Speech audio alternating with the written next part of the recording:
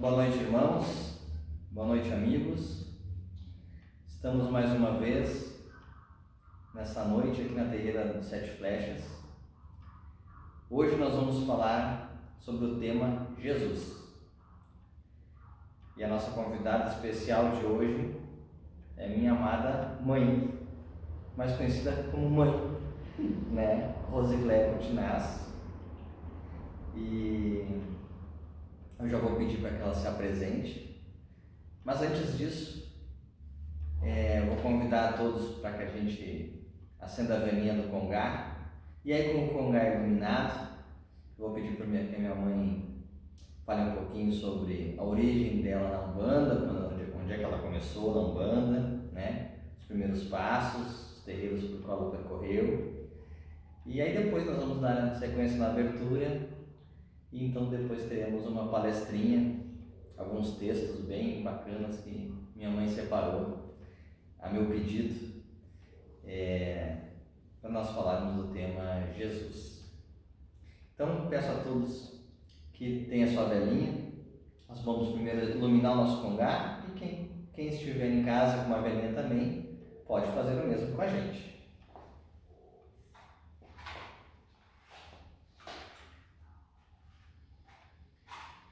Eu peço a iluminação da Mãe Maria, que é a Senhora deste congá, juntamente com os seus sete flechas, do Nego Juca. Ao iluminar o nosso congá, seja iluminado, seja trazido para cá a luz espiritual de Aruanda, a luz do conhecimento, a luz do amor, a luz do perdão, a luz dos nossos guias espirituais.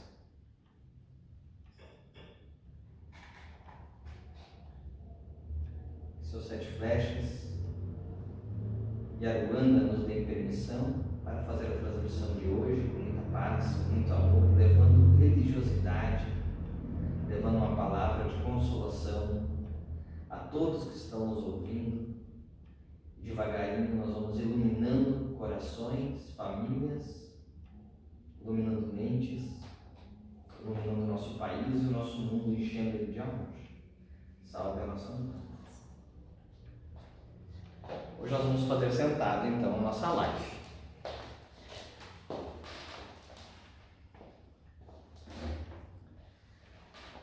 Mãe, eu queria que tu te apresentasse um pouquinho para quem não te conhece, para quem não sabe quem tu és, né? Só vou relembrar que nós estamos falando da terreira de Mãe Maria, Fraternidade Caboclo Sete Flechas, que fica na rua São Francisco, número 70, no bairro Nossa Senhora das Graças, em Canoas. Os nossos trabalhos são todos os domingos, de manhã às 9 horas. Agora nós estamos fechados por causa da pandemia, mas quando passar, esse é o nosso horário. Bom, bem-vindo e boa noite, mãe. Boa noite. Meu nome é Rosicléia, eu sou filha de Dona Mercedes, casa que o prédio pertence a ela.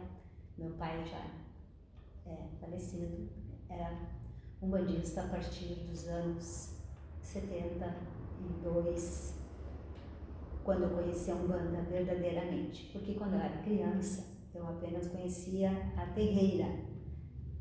Eu não assistia às sessões porque meu pai e minha mãe não assistiam também, apesar de eu ter sido criada em frente à terreira, depois bem próximo, depois foi ficando mais longe. A nossa religião era católica. Eu fui criada na igreja católica, no colégio católico, durante 9 anos.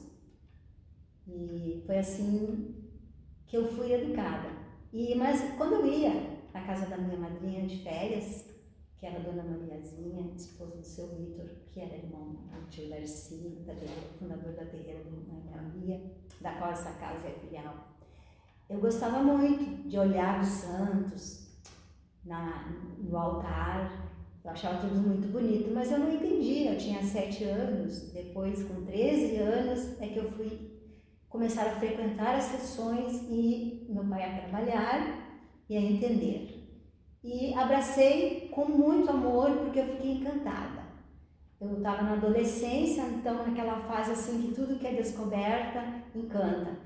E Jesus Cristo, assim, ele Eu me afinizei muito com a imagem de Jesus Cristo, principalmente o Jesus Cristo da Umbanda, com os braços abertos, que recebe todas as religiões, que não tem preconceito contra ninguém, e que ele era assim, mais ou menos um hippie, como se dizia na época, né? Um andarilho, um pregador, uma pessoa do povo, uma pessoa que muito simpática. Então, por isso que eu escolhi falar de Cristo em vez de falar dos outros orixás hoje, porque foi por causa de Cristo mesmo que eu entrei na Umbanda, pelo chamado do meu pai, e que foi chamado a trabalhar aqui pela mediunidade e a mim por amor mesmo. E a minha mãe logo entrou como cambona também, a dona Mercedes, que muitos de vocês devem ter conhecido, então íamos todos. Então ir para os reinos era uma festa, ir no mar, na cachoeira, na pedreira, no rio, na mata, fazer as oferendas, e era muito, a gente gostava muito. E eu cresci assim, casei muito jovem, com 16 anos, aos 17 anos já tive meu primeiro filho, já batizei na Umbanda, e o segundo filho, que aqui está, mais de 7 anos, então eu primeiro com 17, depois com 24, também batizado na Umbanda, afilhado da vovó Faustina e do pai Miguel das Almas. E meu primeiro filho afilhado da vovó Faustina e do pai Chuca. Então, o início na Umbanda foi assim, foi super tranquilo, foi super alegre, foi super feliz. Quando havia necessidade de algum atendimento nas casas, naquela época nós íamos, eu digo os médios, né? Que eu entrei na Umbanda em 83, já estava até estudando e tirei uma licença para terminar os meus estudos e depois voltei. Quando eu entrei, o meu padrinho já não era mais o chefe, já era o Marari, a irmã da minha madrinha, porque o meu padrinho já estava adoentado, mas o meu padrinho sempre estava na assistência e o meu filho, que aqui está, sempre ficava do lado dele. Gostava muito de ficar, os dois na sessão assistindo. Depois faleceu a tia Deli, irmã da minha madrinha. Eu pedi novamente uma licença, porque eu queria fazer uma pós-graduação.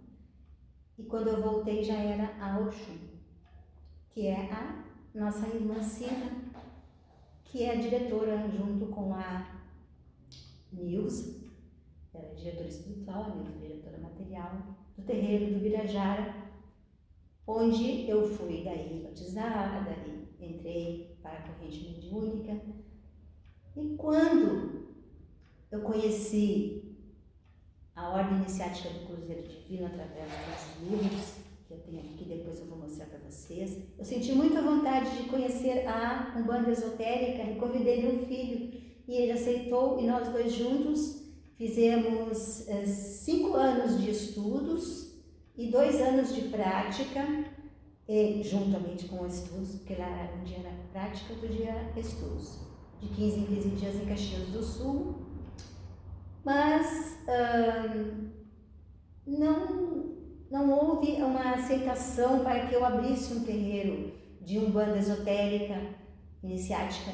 Eu cheguei até a construir um prédio na casa do meu outro filho, que mora em Santa Catarina. Então não tinha gente. Aí não tinha médium. Aí eu pensei, eu vou estudar para ser cacique. Aí eu pedi licença para ir para a terreira da Mãe Maria, onde eu estudei com o tio Darcy, que é o nome carinhoso, né? Tio Darcy, que era irmão do meu padrinho. E me formei cacique. E a terreira estava pronta, mas continuava sem médios. E eu sozinha não podia, meu filho também estava na faculdade, não podia fazer.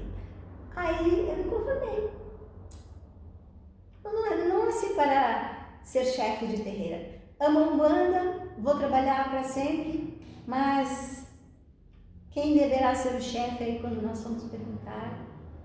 lá mesmo em Caxias ainda foi dito, não, deverá ser o chefe, é o seu filho.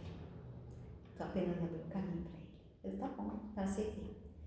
E aí, há um ano atrás, foi aqui dia 29 de março, depois do falecimento do meu pai, esse espaço que nós estamos aqui era uma espécie de salão, né, vazio, que era uma segunda garagem, que foi um salãozinho de festas de aniversário por um tempo e que estava ocioso. Aí o meu filho teve a brilhante ideia e teve uma intuição, teve um sonho de fazer daqui o terreiro do Sete Peixes, onde eu estou com muita alegria, com muita felicidade.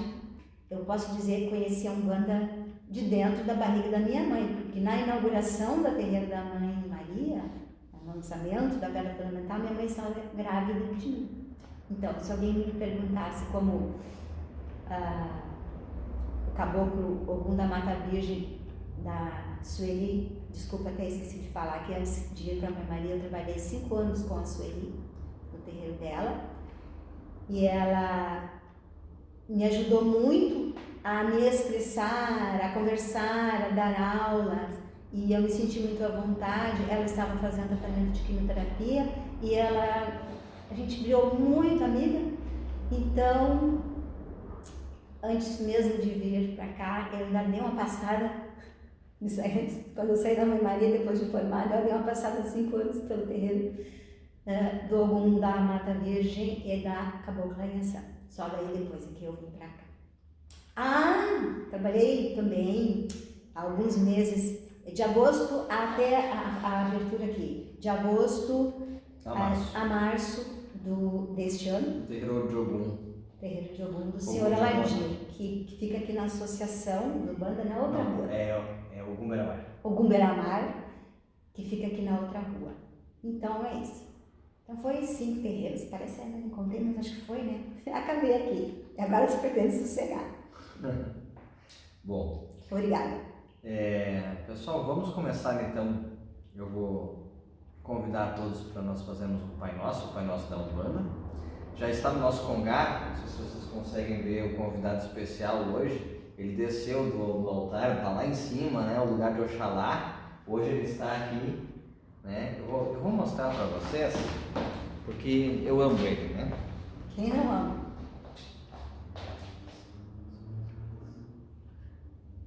Então, essa imagem, ela é a imagem do Sagrado Coração, né, de Jesus.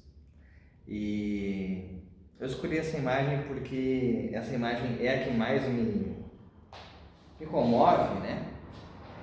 E o Oxalá da Casa de Mãe Maria é um Oxalá símbolo, é um Oxalá do Sagrado Coração de Jesus. Apesar do Jesus mais famoso na Umbanda ser o Jesus de braços abertos, que é o Cristo Rei, essa imagem que nós temos no nosso altar, nosso congá, é o Sagrado Coração de Jesus. Né? Tanto faz a imagem de Jesus que a gente utiliza, importa que ela sirva de vínculo para que a gente consiga elevar o nosso pensamento ao sagrado, né?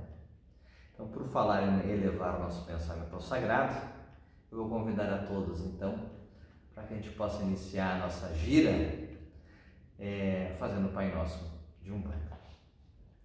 Pai nosso que estás nos céus, nos mares, nas matas e em todos os mundos habitados, santificado seja o teu nome, pelos teus filhos, pela natureza, pelas águas, pela luz e pelo ar que respiramos. Que o teu reino, o reino do bem, do amor e da fraternidade, nos una a todos e a tudo que criastes em torno da Sagrada Cruz, aos pés do Divino Salvador e Redentor. Que a tua vontade nos conduza sempre para o culto do amor e da caridade. Dai-nos hoje e sempre a vontade firme para sermos virtuosos e úteis aos nossos semelhantes. Dai-nos hoje o pão do corpo, o fruto das matas e a água das fontes para nosso sustento material e espiritual. Perdoa se merecermos as nossas faltas e dai-nos o sublime sentimento do perdão para os que nos ofenderam. Não nos deixeis sucumbir ante a luta de sabores, ingratidões, tentações dos maus espíritos e ilusões pecaminosas da matéria. Envia, Pai, um raio da tua divina complacência Luz e misericórdia para teus filhos pecadores que aqui lutam pelo bem da humanidade. Nossa Senhora. Salve meu Pai Oxalá, salve Jesus. Com esta oração, Senhor, eu peço permissão aos teus anjos, teus guias, teus caboclos, teus guardiões, para darmos início a mais uma transmissão nossa, que seja de muita luz, que seja de harmonia, que seja evangelizadora, que a gente possa levar o amor, a tranquilidade, a paz, a fé a todos os lares e levar e elevar assim o nome da Sagrada Umbanda. Saravá. Salve a nossa Umbanda. Refletiu a luz divina em todo o seu esplendor, é do reino de Oxalá, onde há paz e amor, luz que refletiu na terra, luz que refletiu no mar, luz que veio de Aruanda para tudo iluminar. Umbanda é paz e amor, o mundo cheio de luz, é força que nos dá vida e a grandeza nos conduz. Avante, filhos de fé, como a nossa lei não há, levando ao mundo inteiro a bandeira de Oxalá. Salve a Umbanda que Deus criou para a prática da caridade espiritual, para que o amor fosse levado aos mais humildes, aos mais simples, que a espiritualidade pudesse se manifestar aos simples e aos humildes. Sejam bem-vindos caboclos, sejam bem-vindos pretos velhos, sejam bem-vindos todos os espíritos que militam na sagrada corrente astral de Umbanda. Pedimos a sua intuição, o seu amparo, a sua proteção. Saravá. Bom, pessoal, eu quero convidar a minha mãe. Minha mãe trouxe uma oração bem bonita uma oração em favor dos irmãos que estão doentes. E esse momento é um momento delicado que nós estamos vivendo, muitas pessoas doentes, amigos próximos mesmo. Então eu vou pedir para que ela faça essa oração em favor de todos que estão doentes, seja pela pandemia ou não, mas principalmente em função desses irmãos que estão nos hospitais, e que essa oração se transforme num bálsamo, que ao ser proferida essa oração, os nossos guias possam retirar de nós nossas boas energias mediúnicas, fluídicas, transformando em remédio e levando a todos que estejam doentes. Salve. Eu posso me dirigir ao Congá? Pode. Gosto de fazer oração frente para o Congá. Para não ficar de frente, nem de costas, nem para vocês, nem para o Congá, não ficar assim, que acho que fica melhor, né? Salve este Congá sagrado de Umbanda, Saravá, Pai Oxalá, Saravá, Manimanjá, Cosme Damião, Xangô, Ogum, Oxóssi e Pais delas. Salve todos os orixás. Nós agradecemos por estar aqui e viemos pedir, como eternos pedintes que somos, mais uma vez, por nossos irmãos, por nós mesmos e pelas nossas famílias. Senhor, meu Pai, a doença bateu a nossa porta, tirou-nos do trabalho, colocando-nos num outro mundo, o mundo dos doentes, isolando-nos. Uma experiência dura, Senhor, é uma realidade difícil de aceitar. No entanto, Senhor, eu te agradeço também pela doença, porque ela me faz tocar com a mão a fragilidade e a precariedade dessa vida, libertando-me das ilusões. Agora, olho tudo com olhos diferentes. Aquilo que tenho e aquilo que eu sou já não me pertence. É um dom, pertence a vós. Descobri o que quer dizer depender, ter necessidade de outras pessoas e de todos, de não poder fazer nada sozinho. Tenho provado a solidão, do isolamento, a angústia, até a depressão. E visto muitas pessoas sentirem o mesmo. Mas experimento também o carinho, o amor e a amizade. E a dedicação de tantas pessoas que trabalham incansavelmente, 24 horas, até mais, para chegar ao maior número de curados. Porque essa doença que agora está na Terra não tem tratamento específico ainda. Então, Senhor, mesmo que seja difícil, eu te peço que ainda assim seja feita a tua vontade. Ofereço-te o meu sofrimento, ofereço-te o meu, não posso oferecer os dos outros, mas quem quiser possa fazer o mesmo, para que eles sirvam de consolo, de força, colocando este sofrimento que estamos passando, eu e todas as outras pessoas na Terra, colocando junto à cruz, a tua cruz, do teu divino Filho, Jesus. Rogo-te, Senhor, abençoa todas as pessoas que nos assistem agora e a todas aquelas que sofrem comigo, que sofrem conosco. E se for para a tua glória e para o nosso bem maior de toda a humanidade, concede-nos a mim e a todos os enfermos a plena recuperação. Se assim for a tua vontade, para o progresso dos seres humanos na Terra. Que assim seja. Assim seja. Eu vou aproveitar esse momento de oração e antes de darmos início à nossa palestra, eu vou pedir a ajuda da minha mãe para nós fazermos um pontinho da Virgem Maria em favor desses irmãos que se encontram adoentados. Neste momento, a gente pode imaginar uma luz descendo do céu, entrando em nossa cabeça, indo até o nosso coração e saindo pela palma das nossas mãos, energia para que seja doada a esses irmãos.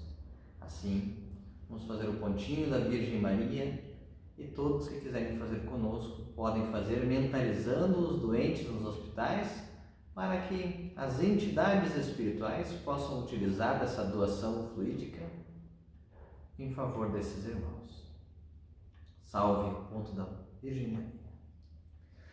Ó Virgem Maria, como és linda flor, celeste harmonia, docíssimo amor, manda aos nossos lares as bênçãos de Deus, Rainha dos mares, da terra e dos céus, Rainha dos mares, da terra e dos céus. Em Jesus encobres, Maria, seus dons, tesouro dos pobres, riqueza dos bons. Manda aos nossos lares as bênçãos de Deus, Rainha dos mares, da terra e dos céus, Rainha dos mares, da terra e dos céus. Saravá, Iemanjá, Saravá, Nossa Senhora, Saravá, Virgem Maria, que ela derrame seu manto sagrado sobre todos nós e permita-nos, Senhora, nos ver livre dessa doença que agora atinge o nosso orbe, que em breve toda ela seja levada embora, Senhora, que fique apenas os ensinamentos, que a senhora, com seu amor de mãe, possa pedir a Deus, suplicar a Deus por nós, Senhora. Nós te pedimos, teu amor, nos cubra com teu amor e com teu manto sagrado, principalmente todos os doentes. Salve, Virgem Maria.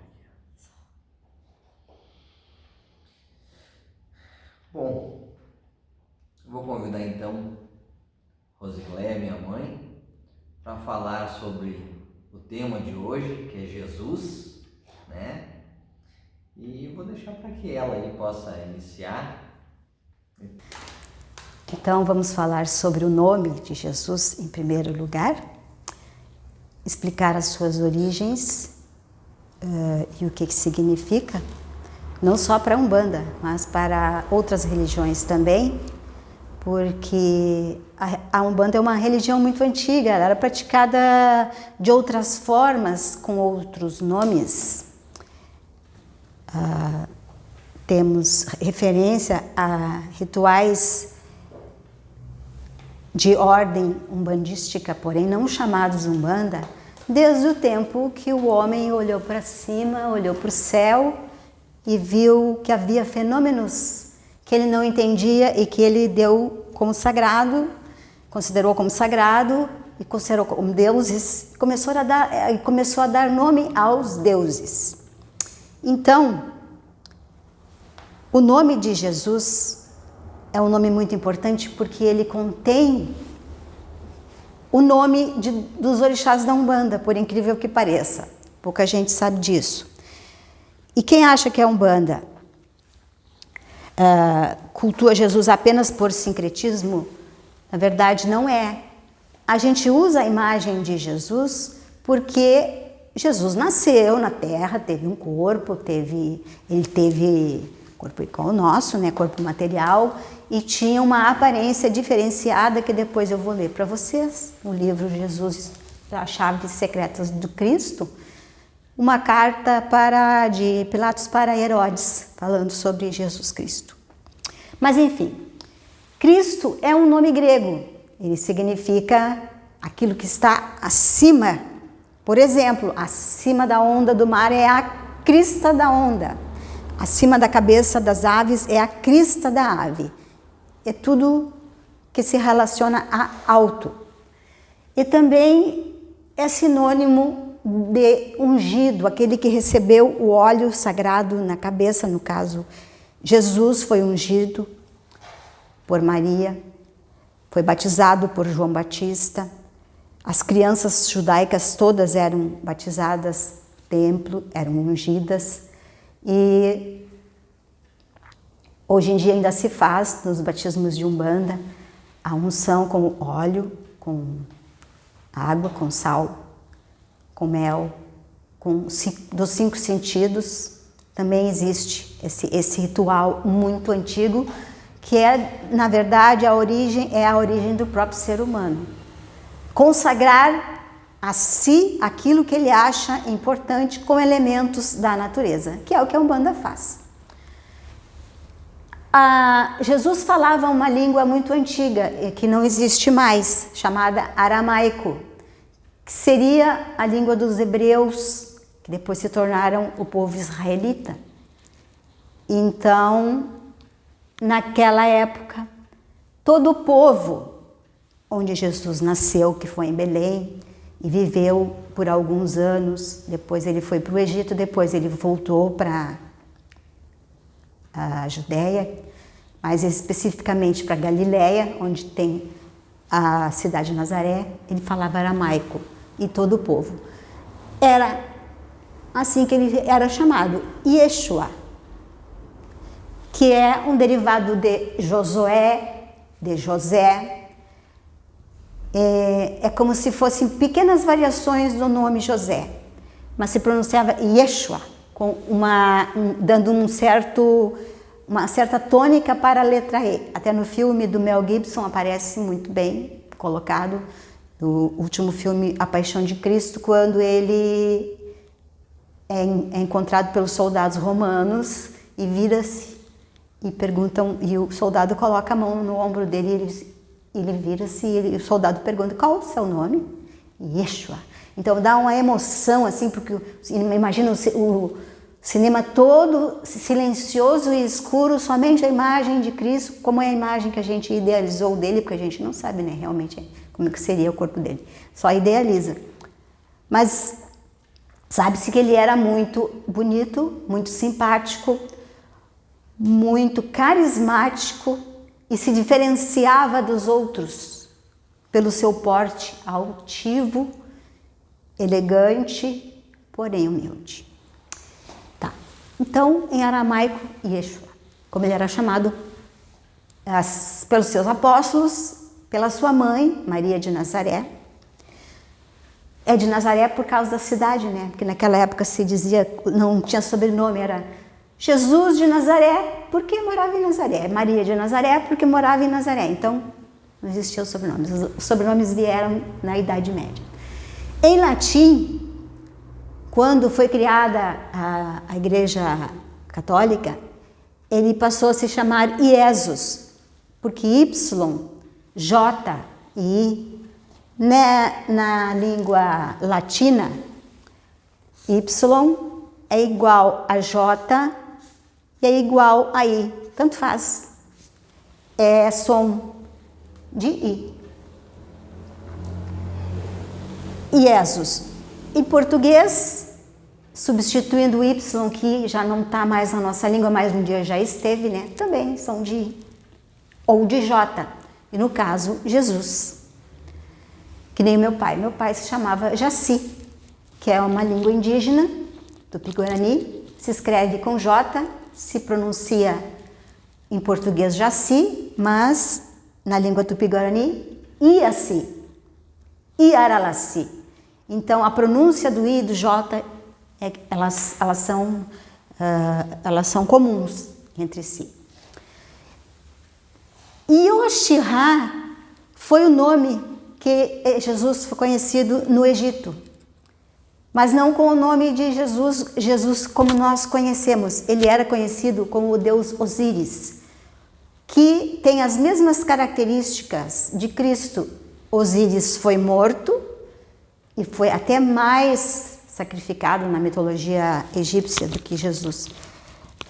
Foi esquartejado, suas partes foram espalhadas pelo rio Nilo, e Ísis, que era a mãe de Osíris, no caso representando Maria, na nossa religião, na Umbanda, recolheu todas as partes de Osíris e o fez ressuscitar. Por isso que existe essa ligação forte entre Yoshihá, Osíris e Jesus, porque Ra é Deus, Deus Sol, e Jesus no Egito, ou Osíris, né, que seria a mesma coisa, é o Deus Sol. Assim como Jesus é Deus Sol para os nossos indígenas, né, Guaraci, e a lua, Jaci, e assim, né, como eu já falei. Na Índia, em sânscrito, na língua dos Vedas, que é uma religião muito antiga mesmo, assim, cerca de 5.000 a 10.000 anos, existia o deus Oxi, que o fonema, porque o que importa não é a letra, é como se pronuncia, é o som, Oxi. Nós escreveríamos com SH ou com X. Mas para ficar mais parecido com o sânscrito, então na Índia seria Oxi com CH e em português Oxi com X. O que importa é o fonema, volto a dizer. E aí, em várias outras línguas também, greco-latinas, deusas gregas, deuses romanos, deuses celtas, de todas as religiões que a gente estuda na escola, na faculdade, na história das religiões, sempre tinha o Deus que era o Sol. E a maioria das vezes começava com o fonema O, ou com o fonema I, ou com o Xi. Xi seria o equivalente de um C e um S, mas também em grego seria um X, e que seria de onde saiu Christos, que quando o fundador da Igreja Católica escreveu no seu escudo, eu vou escrever aqui, desculpem eu ficar de costas, o Rho e o X, que parece um P, mas aquela letra se chama Rho, é R, e o X que se chama Xi, as iniciais de Cristo para ele vencer uma batalha, porque ele teve um sonho, o Constantino. Com este símbolo, tu vencerás. Aí Constantino começou a gostar do cristianismo e adotou em Roma o cristianismo como religião. De perseguidor dos cristãos, ele passou a ser um divulgador. E aí, Roma passou a ter a religião oficial, com Constantino se autonomeando, apesar de ele ser um general e ser o imperador, ele também se identificou como Papa. Mas depois deram o título a Pedro, como de fato o próprio Cristo deu, né? Pedro, sobre tu, que és pedra, construirei minha igreja. Que esse nome de Pedro quem deu foi Cristo, nem foi o nome de batismo dele. O nome de batismo dele era Simão. Portanto, nós vemos uma relação muito forte dessas três letras, O, X, I, ou O, S, H e Y, fonemas, lembrem bem, letras são fonemas, isso é o que importa. Para Oxalá, Ogum e Oxóssi, Xangô, que seria a letra que faz o meio, Iemanjá, Iori ou Ibejes, que são as crianças, e Iorimá, que são os pretos velhos. Portanto, o nome de Jesus, que de Yeshua foi evoluindo, trocando, evoluindo, como todas as línguas evoluem, a nossa também evoluiu. O nosso português não era assim conforme nós falamos hoje. O português antigo era diferente. Todas as línguas antigas eram diferentes. O nome de Jesus evoluiu. Quando a Umbanda veio para o Brasil, já estava a língua que falávamos a língua que falamos hoje. E Jesus Cristo foi adotado como sendo o Pai Oxalá. E os outros orixás, sendo que Oxalá significa o Deus Pai. Lá, no Oriente, Alá é Deus. E eu, na língua arcaica, aramaica, é anjo, também significa celeste. Tem muitas outras palavras que faz parte da nossa linguagem que nós não sabemos a origem, mas são da época do surgimento do cristianismo, porque o cristianismo se espalhou pelo mundo através de Paulo de Tarso.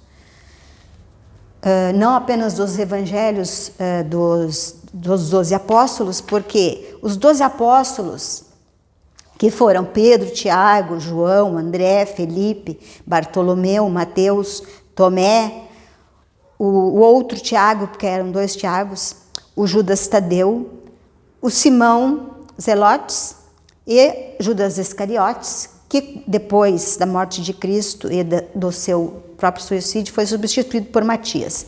Esses 12 apóstolos que Jesus escolheu entre seus milhares de seguidores, eles não escreviam, eles pregavam apenas oralmente para o povo.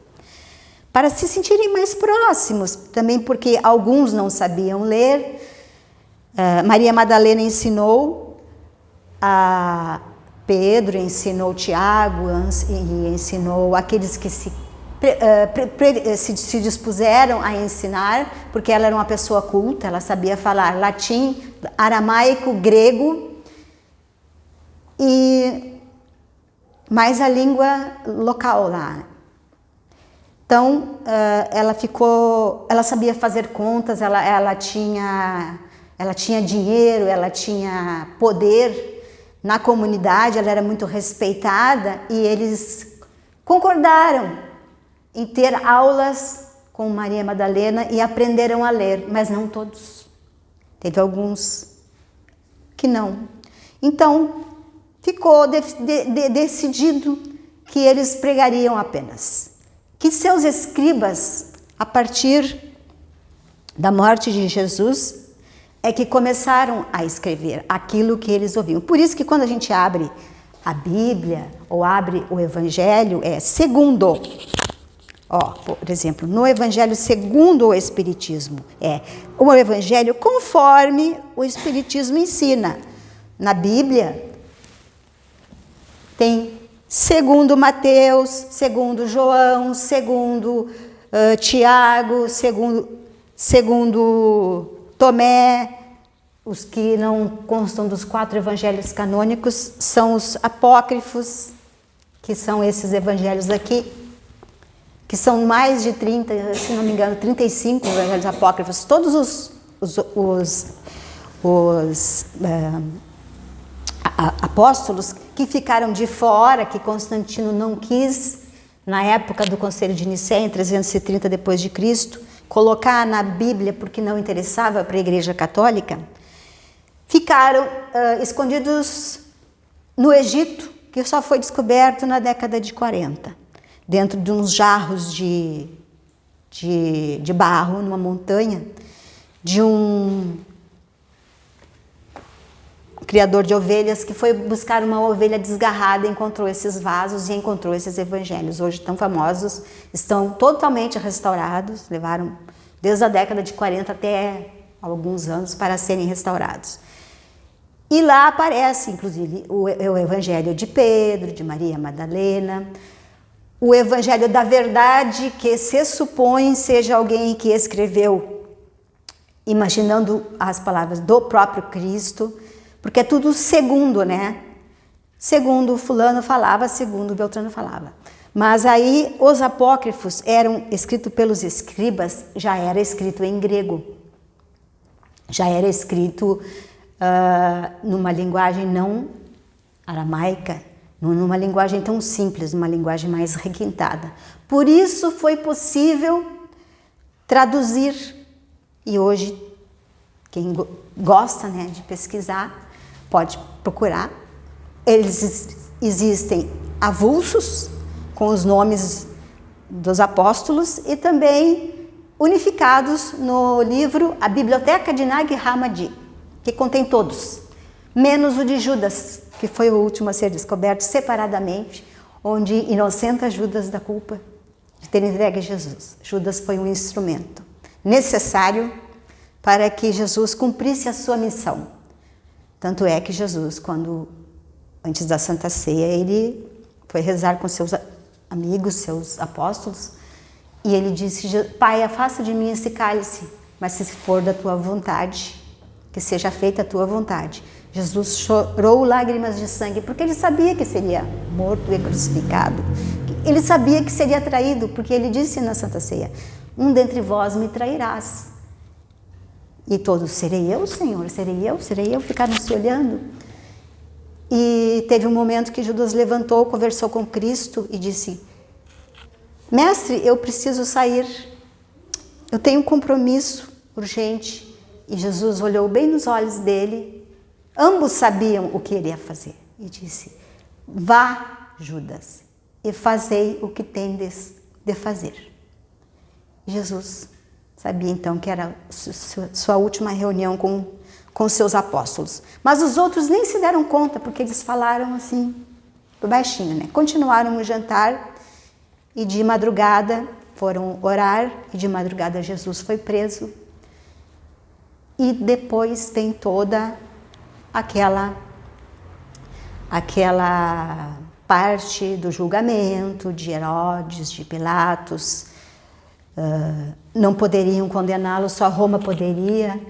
Roma também não queria. E ficaram assim, ficou aquele jogo de empurra, né? Primeiro levaram para os sacerdotes, depois levaram para o Herodes, depois voltaram para os sacerdotes. Depois acabaram indo para Pilatos, e Pilatos lavou as mãos. Como era a Páscoa, tinha que dar o perdão para algum, Ele ofereceu o perdão para o povo, mas o povo foi comprado para dizer que queria que salvassem Barrabás e não salvassem Jesus. O povo gostava de Jesus, mas o povo foi comprado pelos sacerdotes que eram corruptos na época, que o chefe era Caifás. Então, aqui existe uma prova para aquelas pessoas que duvidam que Jesus existiu. A gente vê muito na televisão, na internet, entrevistas, livros até, que Jesus é mito, que Jesus foi inventado pelos romanos, por Constantino e pelo Conselho de Nicéia e muitas coisas. Mas não é verdade, existem muitos documentos que provam. Um deles está aqui, eu vou ler. É a carta textual que Públio Lentulus, procônsul da Galileia, região de Jesus, né?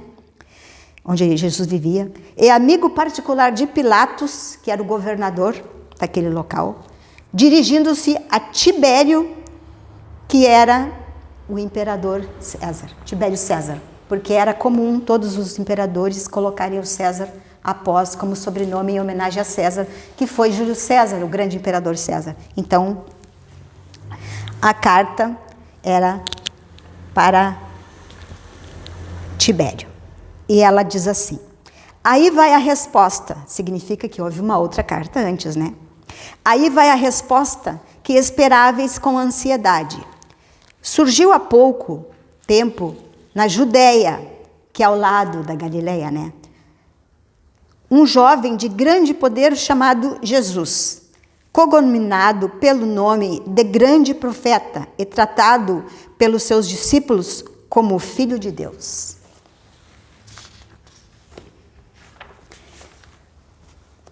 Dele contam grandes prodígios, cura de enfermidades, da saúde aos moribundos. E Jerusalém anda assombrado com sua doutrina extraordinária. Ele é um homem, vejam bem, que se destacava dos outros. Alto, sendo que os judeus não eram altos. Ele é um homem alto, de aparência majestosa. Sua expressão fisionômica é severa, porém doce e simples ao mesmo tempo. Como é que pode, né? Só Jesus mesmo. Inspira amor e respeito ao mesmo tempo para aqueles que o veem. Seus cabelos são avermelhados, longos, como todos os nazarenos. Nazarenos, eu abro um parênteses, é um nome dado a todos os que são pregadores na época.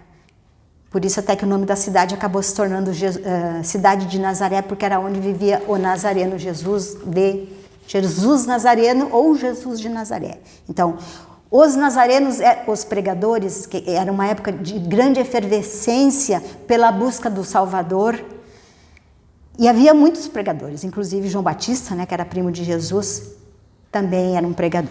Então, voltamos. A cor do cabelo, avermelhada, lhe desce pelos ombros, repartido ao meio, ou seja, não tinha franja, né? Era como nós temos a imagem de Jesus hoje.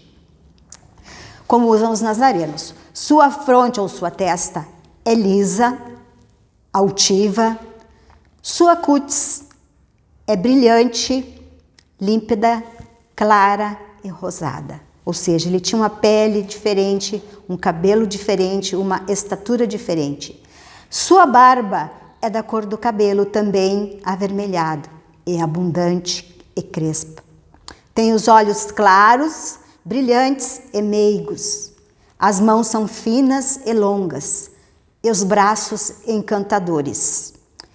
Sua voz é grave, compassada. Ele é sóbrio quando fala, mas impõe muito respeito. É até temido quando repreende alguém ou condena. E quando exorta ou instrui, sua palavra é sempre doce e afável. Amável, né? Carinhosa. Amor puro. Nunca ouviram rir, mas muitos ouviram chorar. Porque Jesus chorava quando ele curava. Tem até um filme recente que eu assisti.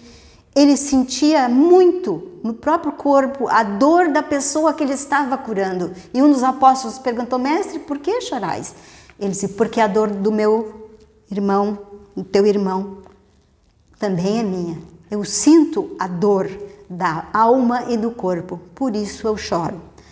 E de fato consta na carta, né, que Jesus, ele não era visto rindo. Ele ria, claro, mas quando estava em reuniões íntimas com seus apóstolos.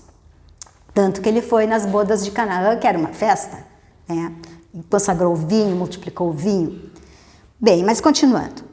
Ele é temido quando repreende ou condena, e quando exorta ou instrui. Sua palavra é doce e afável. Nunca ouviram rir, mas muitos ouviram chorar. Anda descalço ou de sandálias, com a cabeça descoberta. E não era normal na época. Normal era andar sempre com a cabeça coberta. Descoberta era apenas dentro de casa. Quem o vê à distância não o valoriza. Mas na sua presença não há quem não se curve em respeito à sua figura.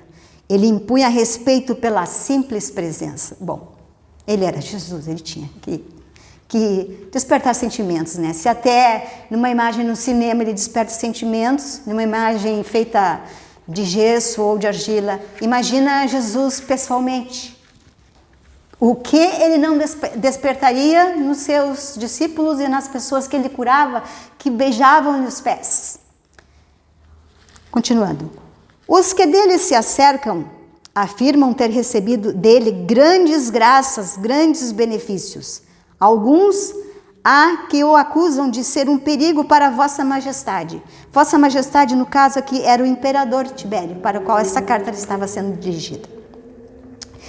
Porque proclama publicamente que reis e escravos são todos iguais perante as leis que regem o universo, ou seja, as leis de Deus.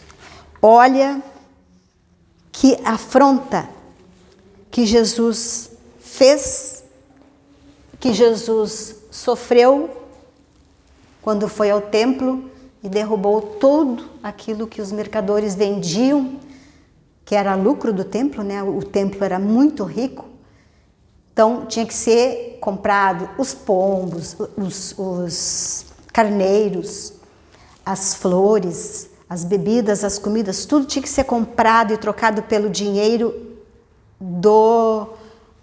que era em ouro. Então o dinheiro do povo valia muito pouco, então era muito caro para o povo ir ao templo. Ele só ia uma vez por ano, que era na Páscoa, que foi a data que Jesus escolheu para chegar em Jerusalém e cumprir a sua missão. Ir no templo, dizer o que ele pensava daquele comércio que transformaram o templo num shopping, né? Que seria hoje. E por isso foi preso, porque ameaçou ao poder de Roma, ameaçou os sacerdotes daquele templo, que eles se reuniram de madrugada, uma coisa incomum, às 3 horas da madrugada, para condenar Jesus, já que Pilatos lavou as mãos, que era governador, né? E Herodes estava muito longe, o Tibério estava muito longe, estava em Roma, né? Mas viria. Quando ele chegou, ele ofereceu o perdão, mas o povo já estava comprado pelos sacerdotes, não aconteceu o perdão de Cristo. Mas Jesus, pelo seu calvário, encontrou Verônica, que enxugou o seu rosto e ficou as marcas no lenço. Jesus ressuscitou no sábado, porque Maria Madalena foi ungí-lo, não podia ungí-lo na sexta-feira de noite, ele morreu na sexta-feira, né? Não podia ungí-lo no sábado, porque era proibido fazer qualquer coisa no sábado, né, que era o sábado dos judeus. Ela foi de madrugada, antes do nascer do sol, para ungir o corpo de Jesus e não o encontrou. E lá ela, meu Deus, o meu mestre, roubaram o corpo do meu mestre, ela pensou. Saiu assustada e apareceu um senhor todo de branco, que ela não reconheceu. Ele estava com a cabeça mais baixa que o rosto, e ele perguntou: por quem procuras? eu procuro pelo meu mestre, eu vim ungí-lo. E ele: mulher, por que procuras entre os mortos aquele que está vivo? Mas meu mestre foi morto. Maria Madalena: sou eu. Aí ela levantou os olhos e olhou.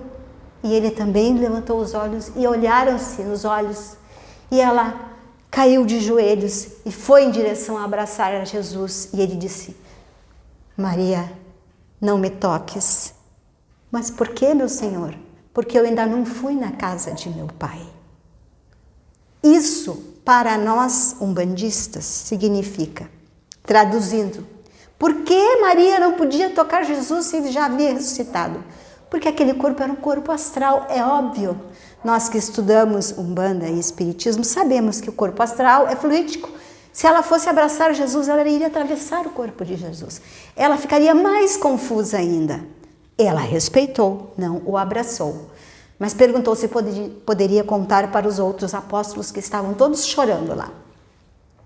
A essas alturas, o Judas já tinha até se suicidado de arrependimento, né? De ter entregue Jesus para os soldados romanos. Aí ela chegou contando muito feliz: o mestre está vivo, o mestre está vivo, eu ouvi. E o Pedro, que era o mais cético de todos, e o Tomé também, duvidaram: ah, não pode, não existe, é impossível, mas eu juro que eu vi, ele está vivo, e ele diz que vai vir aqui. Mandou dizer a vós, a todos, que esperem por ele, que ele ainda não estava pronto para vir, mas em breve ele estará entre nós. Então, 40 dias depois, eles estão reunidos no Sinédrio, que era um lugar que se orava, Maria, mãe de Jesus, Maria Madalena e os outros 11 apóstolos. Jesus apareceu entre eles, ou seja, Jesus é como se tivesse atravessado a parede. Não, mas ele não precisou atravessar a parede, porque com o corpo fluídico que ele estava naquele momento, ele se manifestava fisicamente, e quando ele queria ir embora, ele se afastava e desaparecia. Só que neste dia foi um dia especial, porque de todos os outros que duvidavam e acabaram concordando e acreditando que ele havia ressuscitado, Tomé não acreditava. Ele disse: eu só acredito se eu tocar no corpo de Jesus. Aí neste dia, Jesus apareceu entre eles e disse: bem-aventurados aqueles que não tocaram e creram. Mas tu, Tomé, podes tocar as minhas mãos. Tinha a marca das 2 chagas no peito, tinha a marca da chaga da espada, e na cabeça tinha a marca da coroa de espinhos que ele recebeu como zombaria dos soldados. E Tomé, por isso que diz, que nem Tomé, a pessoa que não tem fé é que nem Tomé. Tocou, sentiu, ele estava tão materializado, já tinha se passado bastante tempo, que ele foi possível materializar-se completamente. E assim ele conviveu ainda por muitos anos entre os apóstolos, aparecendo e desaparecendo, pregando junto com os apóstolos ou até pregando sozinho em certos lugares, principalmente nas cavernas onde os cristãos se escondiam para fugir dos romanos que perseguiam, né? Pedro foi morto, crucificado, quando voltou, depois de ter ido até a Antioquia e voltou para Roma. Jesus disse para ele: onde vais? E ele disse: eu vou embora. Ele disse: não, tu tens que voltar a Roma, senão vais me crucificar novamente. Aí Pedro voltou a Roma e aí ele foi preso e crucificado, porque todos os apóstolos foram mortos. Porém, não todos crucificados, apenas Pedro, que pediu para ser crucificado de cabeça para baixo, porque ele não se achava na altura de Jesus Cristo e satisfizeram a vontade dele. Para os romanos não havia por que não fazê-lo. Então, não existe registro assim de quais foram apedrejados, mas era costume dos hebreus a morte por apedrejamento. A de crucificação era dos romanos. E quem fazia mais, assim, cobrança de crimes, que era o crime de homicídio, latrocínio, era apedrejamento, era o mais comum. Então, provavelmente, alguns dos apóstolos não foram crucificados, foram apedrejados. Não temos essa notícia. Mas, antes disso, eles se espalharam por toda aquela região do Mediterrâneo, que hoje se chama Oriente Médio, e pregaram, Paulo foi até Damasco, a capital da Síria, foram até o Egito, foram até a Península Ibérica, ali onde fica Portugal, Espanha e França hoje, né? Naquela época era a Gália dominada pelos romanos, hoje é a França. A Bretanha, hoje dominada, naquela época dominada pelos romanos, hoje é a Inglaterra, se espalharam até onde eles puderam chegar, eles chegaram. E os seus seguidores espalharam para o resto do mundo, e assim foi depois através da escrita, através dos evangelhos escritos. E chegou até nós, graças a Deus e a Jesus, que é o nosso grande mestre na Umbanda e de muitas e muitas religiões da terra. Ele nos ensinou, através da sua palavra, o caminho da salvação. Ele dizia: eu sou a verdade que vos libertará, ou seja, a verdade vos libertará. Eu sou a verdade, a luz e o caminho para chegar a Deus, através das minhas palavras. Ele não queria igreja, ele não queria culto pomposo, ele não queria que o adorassem, ele queria que seguissem a sua palavra, que era a palavra de Deus, e ele se considerava irmão de toda a humanidade. Por isso que ele é considerado o Jesus de várias faces, ou seja, poder-se-ia dividir os evangelhos em partes. É difícil, mas é possível. Em Cristo, o Filho do Homem, ou seja, aquele que foi gerado no ventre de Maria, que se considerava irmão de todos nós, Cristo, o ser humano Cristo, o homem Cristo, Cristo o divino, Cristo o Filho de Deus, o Espírito de Cristo, aquele que se materializava e desmaterializava, depois um dia foi embora para voltar, talvez em breve, anunciou que voltaria, né? Ele pode voltar. O Cristo místico ou esotérico, que fazia profecias, que fazia curas, que conhecia ervas, que conhecia chás, que curava com lama.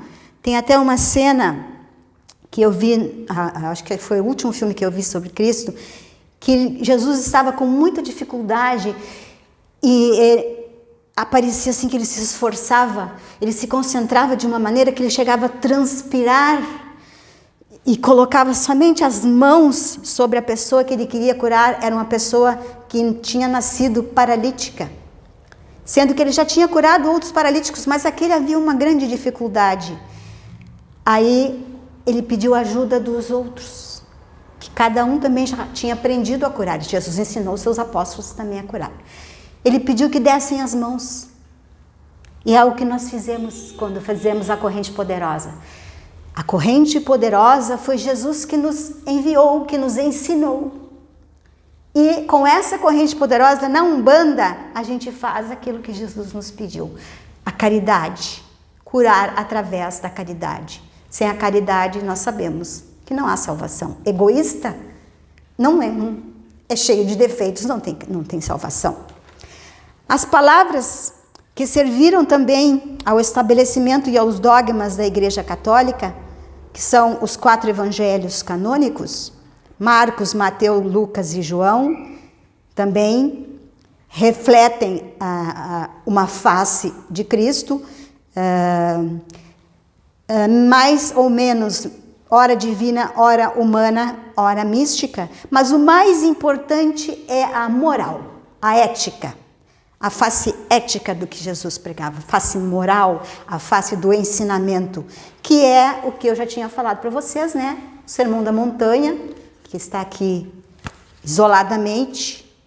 Isso aqui veio através do Círculo do Livro, eu tenho há muitos anos como meu livro de como é que é? Amuleto, o Sermão da Montanha. Todo ele explicado, com desenhos, com frases, com imagens, e que, quando eu conheci o Evangelho Espírita, eu percebi que o Evangelho Espírita contempla, principalmente, o Sermão da Montanha. Cada capítulo é uma das frases ou uma das bem-aventuranças. E acrescentou mais algumas que são da Bíblia normal, aquelas que precisavam de uma explicação mais espiritual, porque estavam numa linguagem muito requintada. A Bíblia foi escrita em grego, imagine. Não era nem em latim, depois foi traduzida para o latim para os padres e foi proibida de ser lida pelo povo, só podia ser lida pelos padres. Então houve 1000 anos da Idade Média, que foi do ano 500 ao ano 1500, que a igreja perseguia todo mundo que não era cristão, mas em compensação não deixava ler a Bíblia. Olha, não tinha bom senso nisso, né? Todos tinham que seguir a palavra da igreja, dada pelo Papa, que era escolhido entre os mais ricos. Ele era eleito, era uma casta muito dominante, de onde saíam os papas. Hoje não é mais assim, graças a Deus. A igreja evoluiu bastante, deixou de ser a idade das trevas. Passamos pela idade moderna, do Renascimento, que trouxe de volta todo o conhecimento antigo, inclusive o conhecimento mitológico das religiões antigas, onde a gente identifica a figura de Cristo, onde a gente identifica os deuses da natureza que está em todas as religiões, que é, para nós, onde estão os nossos orixás. Nossos orixás são representados por imagens no Congá para nossa fixação mental, porque é necessário termos a própria imagem de Cristo, mas por nossa debilidade de conseguirmos entrar em contato mental com eles, a não ser dessa forma, nós reconhecemos que ainda precisamos de imagem como nossos ancestrais. Mas um dia chegaremos lá e eu acredito que, a começar pela Umbanda e pelo Espiritismo kardecista, que já não tem imagem, vai ser um grande caminho para que todas as religiões cheguem ao mesmo Pai, porque todas concordam, tanto as cristãs como as não cristãs, que Deus é um só. Pelo menos isso, né? Deus é um só. E a religião islâmica considera Jesus como um grande profeta e Maria como uma santa, apesar de não serem cristãos. Vejam só, a religião islâmica. Então, eu trouxe para vocês esse texto que eu vou ler.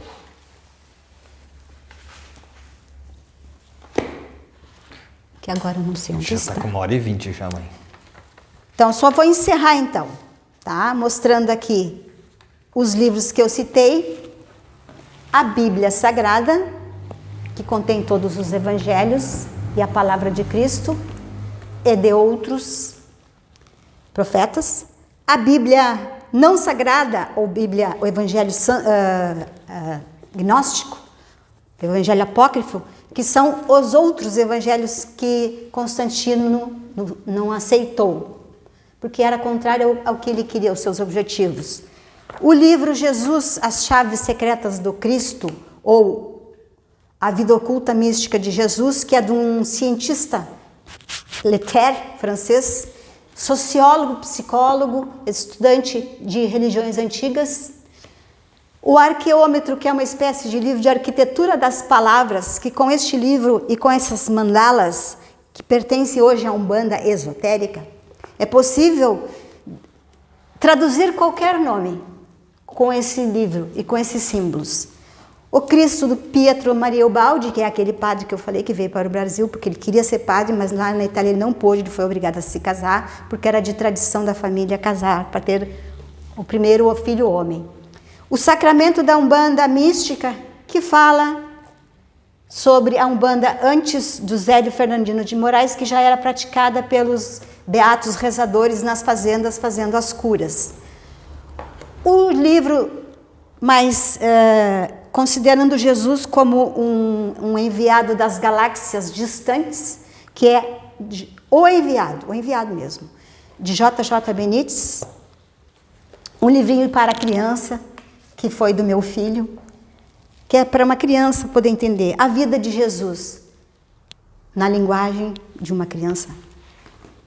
O livro Jesus, Palavras de Fogo, da Mônica Bonfilho, que é as palavras que Jesus dizia, aquelas palavras impactantes, que para a época eram muito ousadas, muito modernas, muito agressivas, principalmente para o governo. O Espiritismo, segundo Allan Kardec, e o Evangelho da Umbanda.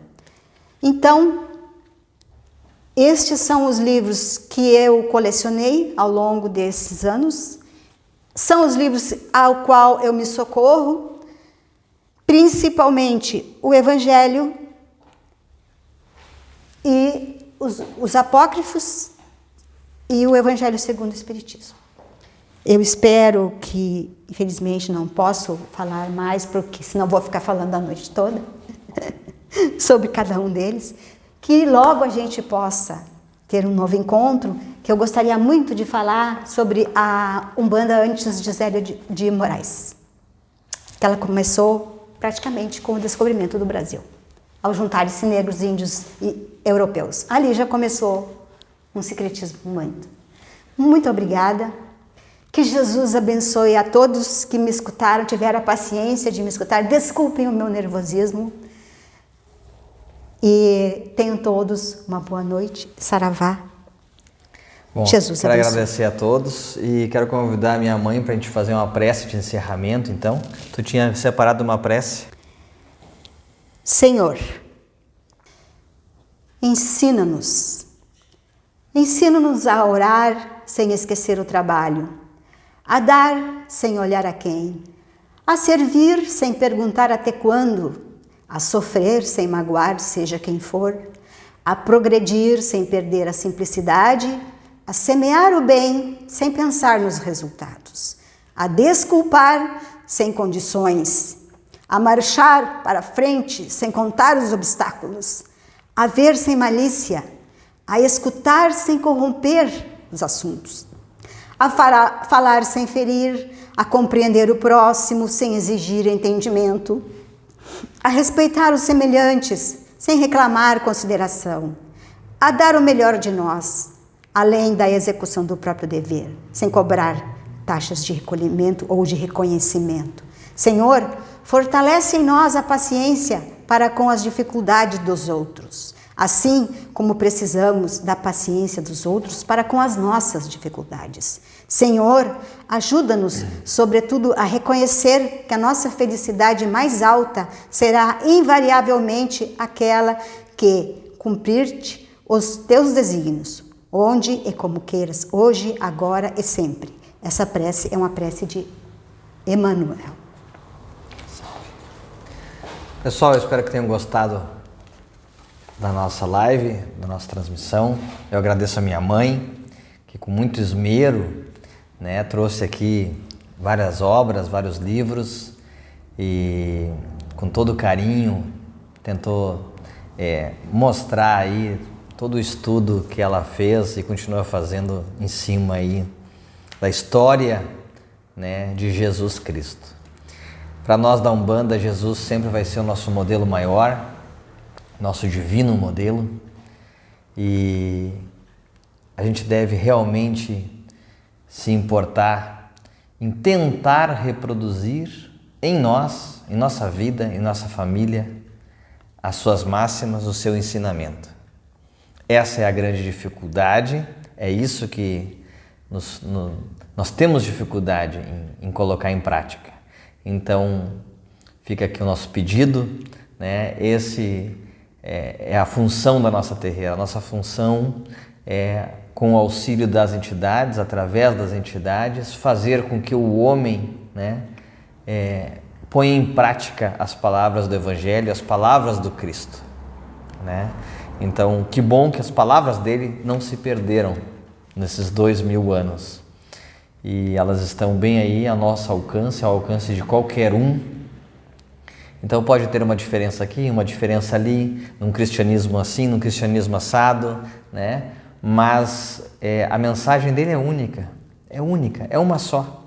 Está aí disponível para quem quiser ouvir e na forma que quiser ouvir. A Umbanda é apenas mais uma forma de trazer a palavra do Cristo, através do trabalho das entidades. E o mais importante é que nós realmente consigamos trazer para dentro das nossas casas, das nossas famílias, dos nossos lares, a vivência cristã. Isso é o complicado, isso é o difícil. É para isso que a gente tem que rezar, para ter força, para perdoar, para seguir à frente e tentar seguir o exemplo dele, que ele nos deixou. Eu deixo um abraço a todos, meu muito obrigado, mais uma vez a minha mãe, que atendeu o meu pedido para a gente gravar uma live junto. E meu obrigado, meu abraço a todos vocês. Fiquem com Deus. Saravá.